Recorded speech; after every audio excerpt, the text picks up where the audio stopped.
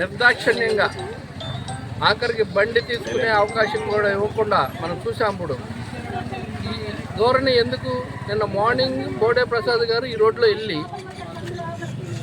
సాయంకాలానికి ఈ పరిస్థితి వచ్చిందంటే మనం అర్థం చేసుకోవాలి ఎవరి వల్ల వచ్చింది. ఆల్రెడీ 2-3 నెలల క్రితం మేము ఎంఆర్ఓ గారికి అర్జీ ఇచ్చాం, మీరు ఎక్కడైనా స్థలాలు ఇస్తే వాళ్ళు వెళ్ళిపోవడానికి సిద్ధంగా ఉన్నారని చెప్పి ఈ మహిళా లోకాన్ని అందరినీ తీసుకుని వెళ్ళాము ఆ రోజున మేము.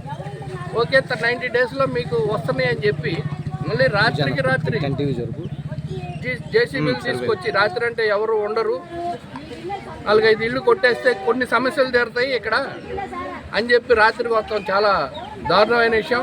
దీన్ని మా పార్టీ తరఫు నుంచి కానీ మానవతా దృక్పథంతో మేము ఖండిస్తున్నాం. ఎమ్మెల్యే గారు మీరు కూడా ఆలోచించండి, ఒక 90 డేస్లో మీరు స్థలాలు ఇస్తారని చెప్పారు అధికారులు, అవి ఇచ్చేస్తే వాళ్ళు వెళ్ళడానికి సిద్ధంగా ఉన్నారు.